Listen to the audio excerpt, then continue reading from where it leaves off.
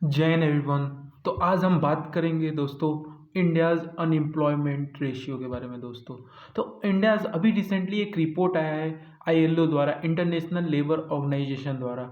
वो क्या बताया है? वो बताया है क्या कि जो हमारा इंडिया में अनएम्प्लॉयमेंट रेट है यूथ के अंदर, कैसे वो इंक्रीज होते जा रहा है दोस्तों। अगर रिपोर्ट का बात करें, रिसेंटली आईएलओ द्वारा रिपोर्ट सबमिट किया गया, वो बताया कि कैसे जो हमारा अनएम्प्लॉयमेंट जो रेट है हमारा 2000 में, हमारा जो अनएम्प्लॉयमेंट रेट था वो 35.2% था। लेकिन अगर बात करें रिसेंटली का 2022 का, तो उस समय हमारा जो अनएम्प्लॉयमेंट रेट है वो हमारा 65% दोस्तों, ऑलमोस्ट डबल हो चुका है हमारा जो अनएम्प्लॉयमेंट जो रेशियो है दोस्तों।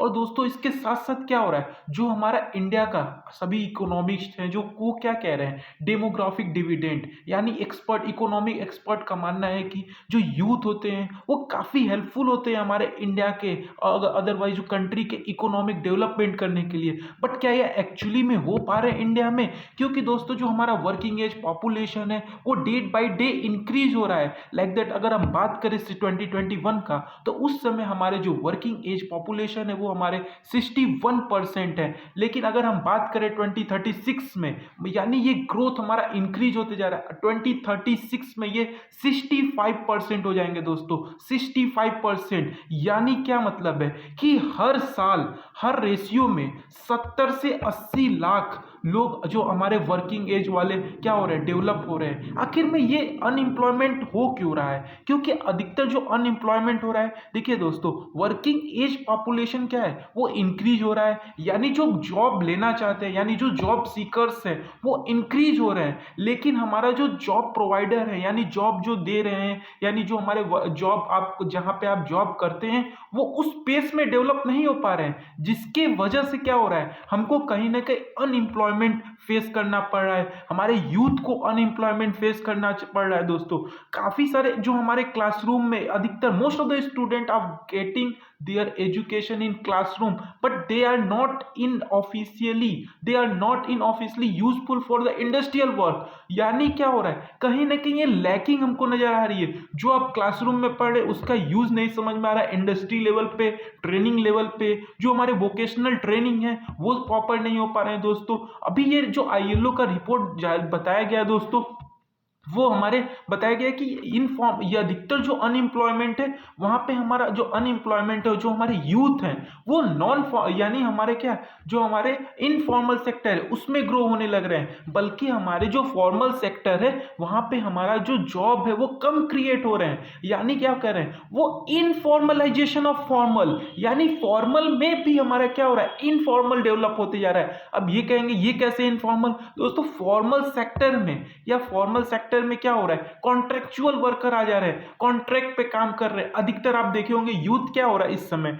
नेम अधिकतर लोग इंडक्शन ट्रेनिंग के नाम पे लोग जॉब पे रख ले रहे हैं, 6 महीने के लिए जॉब करा रहे हैं कम रेंज में, फिर उसके बाद वहां से उसको छोड़ दे रहे हैं। यानी ये कॉन्ट्रेक्चुअल वर्कर का ज्यादा डेवलपमेंट हो चुका है ये फॉर्मल सेक्टर में, जिसके वजह से जो एक्चुअल जॉब लेना चाहता है, जो एक्चुअल जो उसके लिए हकदार है वो नहीं जा पा रहा है दोस्तों। अगर हम बात करें कि इंडिया में यूथ तो होते बढ़ते जा रहे हैं, लेकिन क्या इंडिया इसके लिए कैपेबल है? क्या इंडिया कैपिटलाइज यूथ को कर पाएगा? कि क्या इंडिया जॉब इनफ क्रिएट करने में सक्षम है दोस्तों? क्योंकि हमको पता है कि इंडिया का डेमोग्राफिक डिविडेंड इस समय काफी अच्छा चल रहा है। इकोनॉमिक एक्सपर्ट कर रहे हैं कि कहीं ना कहीं हमारा जो डेवलपमेंट है वो काफी हद तक क्या होगा, जो हमारा जीडीपी है उसको हम इंक्रीज करना चाहते हैं, 5 से 3 पे लाना चाहते हैं, तो उसमें जो डेमोग्राफिक डिविडेंड यानी यूथ का जो रोल है वो काफी अहम रोल होगा दोस्तों इसीलिए कह रहा है कि क्या आईएलओ का रिपोर्ट भी जारी हुआ कि अनएम्प्लॉयमेंट के ऊपर हमें क्या करना है, फोकस करना है। ये जो हमारे डबल अनएम्प्लॉयमेंट रेशियो, यानी डबल जो हुए हैं 2000 और 2022 के बीच में, जो डबल अनएम्प्लॉयमेंट रेट हुए हैं उसको हमको कम करना होगा। उसके लिए क्या करना होगा हमें, जो आप कई सारे देखिए इम्पैक्ट तो आया है कोविड-19 के, जो हमारे वुहान वायरस द्वारा जो इम्पैक्ट आया है हमारे इकोनॉमिक डेवलपमेंट में, प्लस उसके साथ साथ दोस्तों जो हमारे टेक्नोलॉजी है, जो हमारे नए नए साइंस एंड टेक में डेवलपमेंट हो रहे हैं, जैसे लाइक दैट दोस्तों बात करें आर्टिफिशियल इंटेलिजेंस का, वो क्या कर रहा है, अधिकतर जॉब तो ले खत्म कर दे रहा है, लेकिन कहीं कहीं ना कहीं हमको इंडिया को, यूथ को फोकस करना होगा how to they are cooperate with emerging science and technology. जैसे जैसे हमारा टेक्नोलॉजी ग्रोथ हो रहा है वैसे वैसे हमें भी क्या करना होगा, आपस में क्या करना होगा, इंगेज करना होगा। हमको स्किल के ऊपर फोकस करना है, हमको अपने आप को क्या करना है, वोकेशनल ट्रेंड यानी ट्रेंड लेवल पे हमको क्या करना होगा, अपने आप को कैपिटलाइज करना होगा।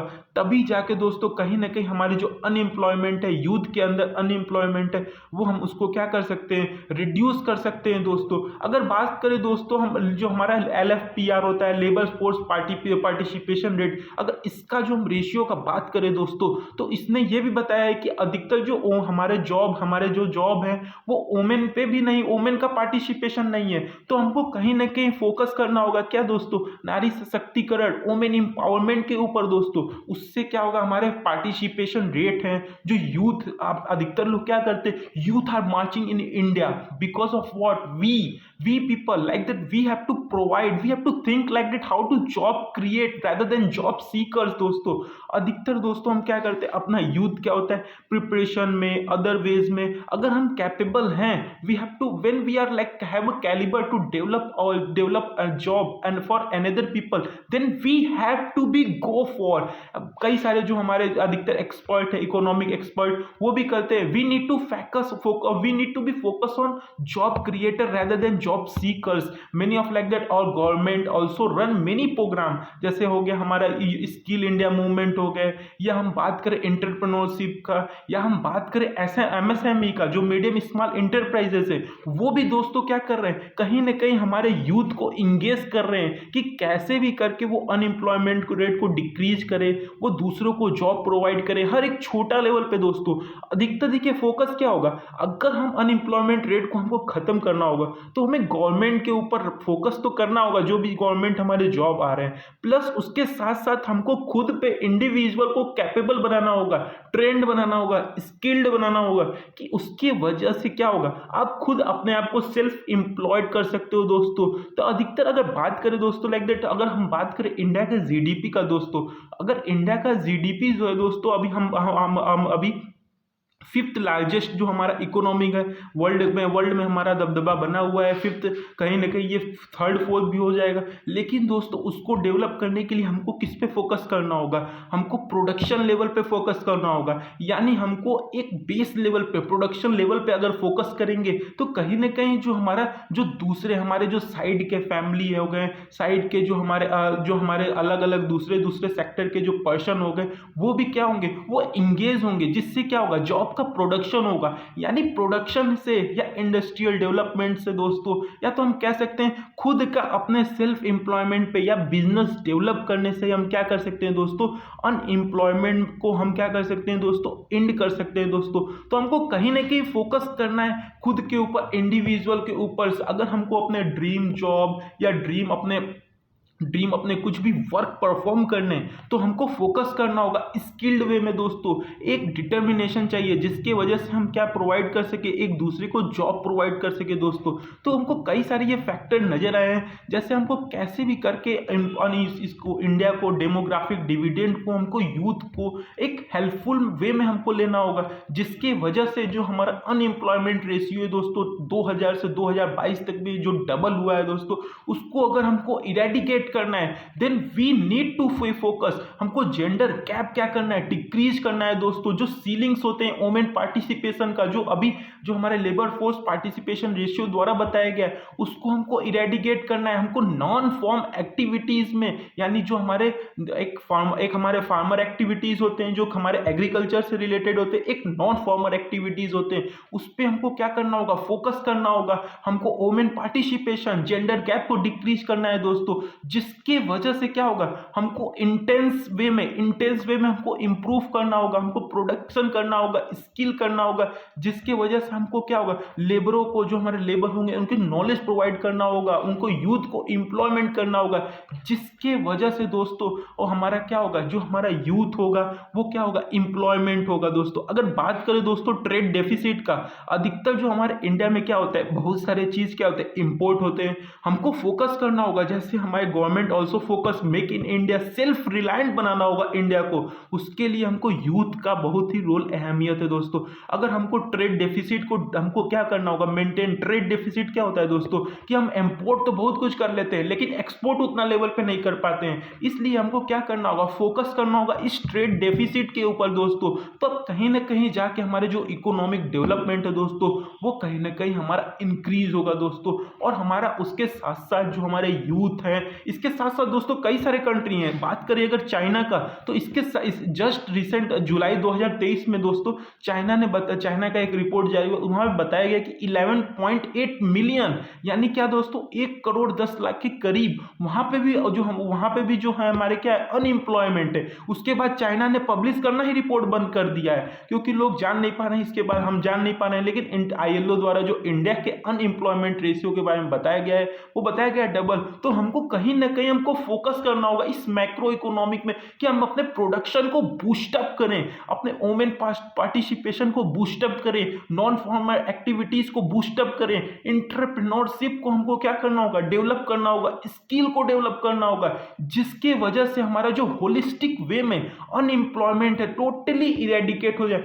उसको हमको कंट्रोल करना होगा दोस्तों। इस वजह से हम कह सकते हैं कि कई सारे ओवरऑल होलिस्टिक डेवलपमेंट करने के लिए, हमको सेल्फ रिलायंट बनाने के लिए इंडिया को कहीं ना कहीं यूथ का अहम रोल है। So we need to be focus how to eradicate the unemployment, how to be a provide of like the creator of job creator rather than job seeker.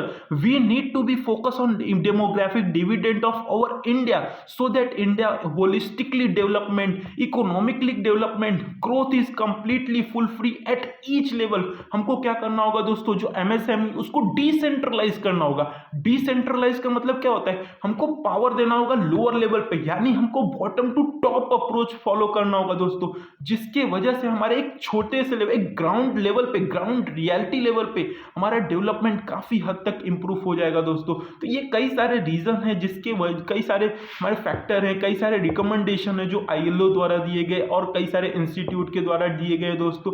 अगर आपको ज्यादा डिटेल चाहिए तो स्टेट वाइज चाहिए तो आप मॉस्पी पे देख सकते हैं, ministry of statistics program implementation, जो स्टेट वाइज प्रोवाइड करता है कि क्या किस राज्य में कितना अनएम्प्लॉयमेंट है दोस्तों।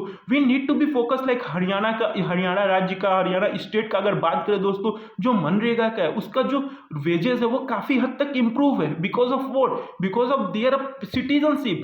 Every state, every like that every country if focus on the individual like citizenship, like हम लोग उस पर अगर हम फोकस करें अपने खुद के ऊपर, then our whole country, our whole territory, our whole boundary of the India will be totally develop दोस्तों। तो ये हमारे अनएम्प्लॉयमेंट को कैसे भी करके हम इसको क्या कर सकते हैं, डिक्रीज कर सकते हैं। होपफुली दोस्तों आपको पता चला होगा कैसे अनएम्प्लॉयमेंट हमारा रेट इंक्रीज हो रहा है, उस पर हमको कैसे फोकस करना होगा कि इसको हम इरेडिकेट कर सके दोस्तों। थैंक यू, जय हिंद।